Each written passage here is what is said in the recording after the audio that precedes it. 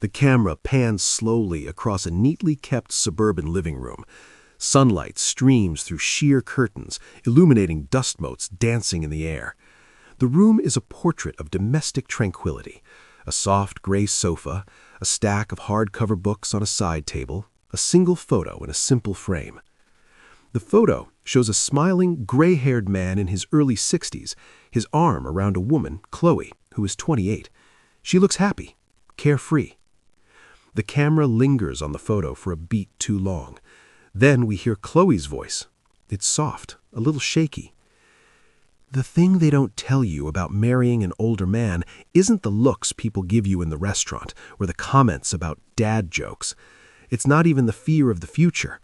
It's the moment you realize you've become invisible, not to the world, but to him.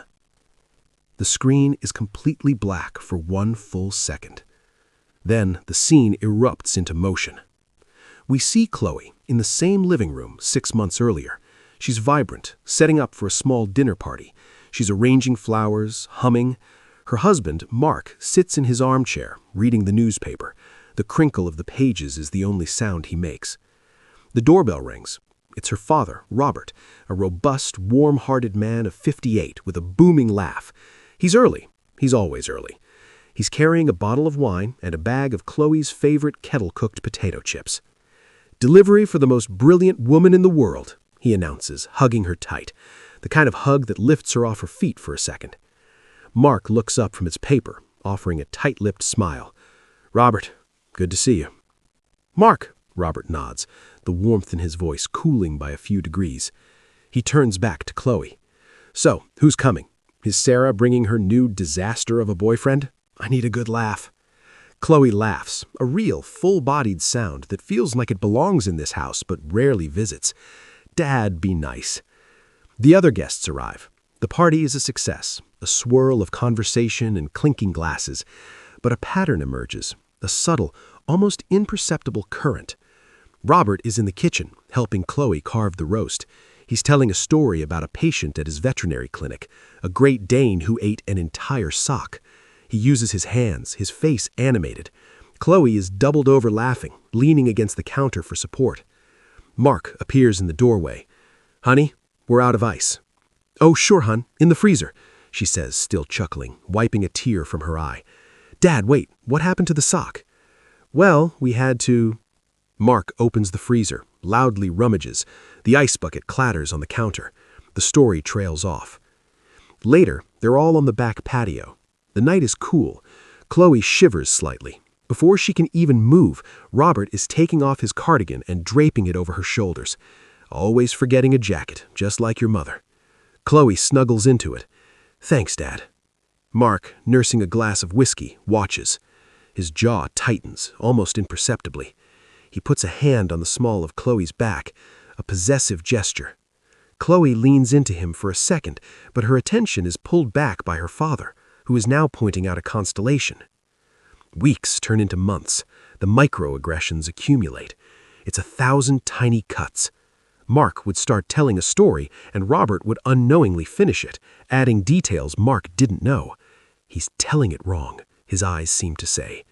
They'd be at a restaurant. The waiter, seeing a handsome, vibrant woman with 2 older men, would look at Robert and ask, "And what will your daughter have?" Robert would beam with pride. Mark's smile would freeze on his face. One afternoon, Chloe's struggling to open a jar of pickles. She grunts, trying to twist the lid. Mark is on his phone, scrolling. He doesn't look up. "Honey, can you—" "In a sec," he mutters. The back door opens. It's Robert, there, having let himself in with the key Chloe gave him. He sees the situation instantly. He walks over, gently takes the jar from Chloe's hands, and with a single effortless twist, pops the lid open. He hands it back to her with a wink. "Physics, kiddo. Leverage."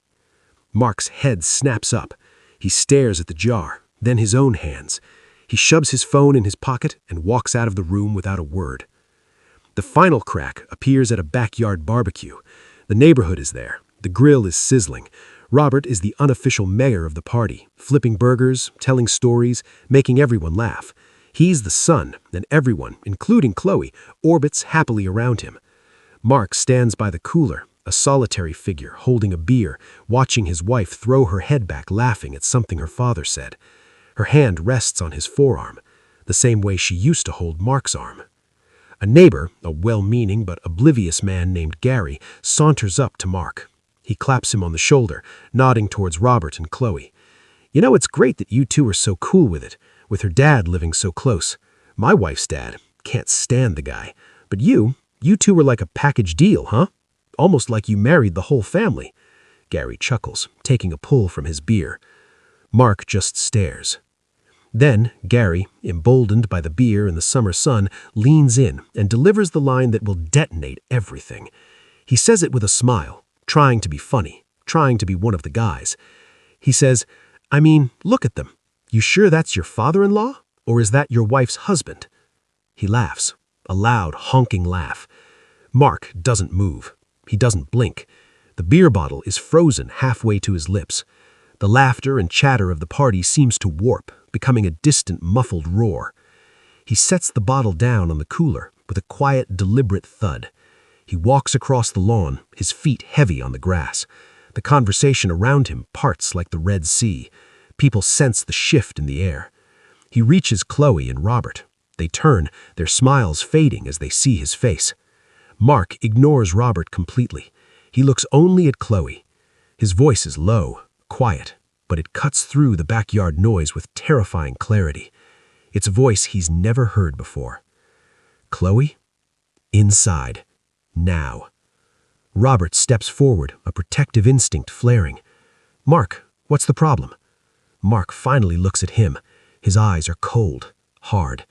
"This conversation doesn't include you." Inside the house, the living room is suddenly a tomb. Chloe stands in the middle of the rug, arms wrapped around herself. Mark paces, his earlier stillness replaced by a coiled, frantic energy. "Every day, Chloe, every single day, I have to compete for my own wife." "Compete? What are you talking about? He's my dad."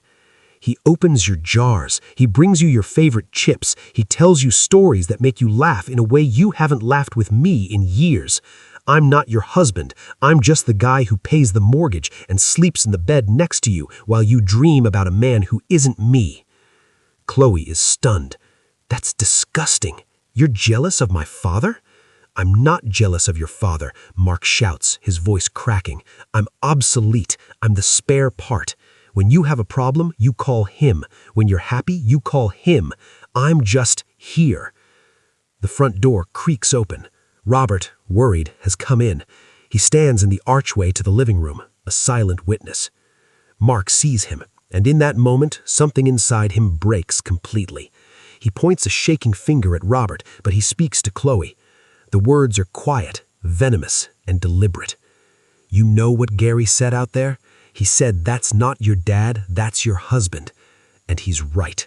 That's the most honest thing anyone has said about this marriage. The words hang in the air, a toxic cloud. Chloe looks at Mark, her face a mask of horror and hurt. Then, slowly, she turns to look at her father standing in the doorway. Robert's face is ashen.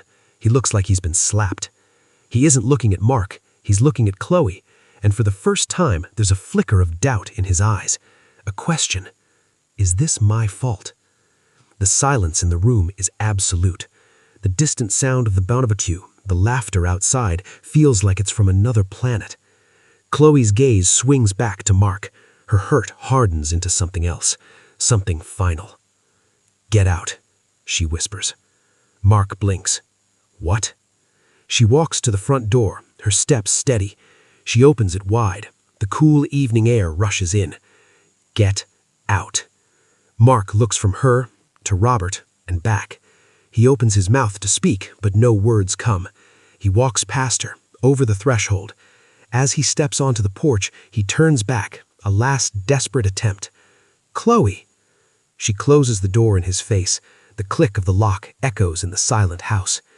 She leans her forehead against the cool wood of the door, her back to the room.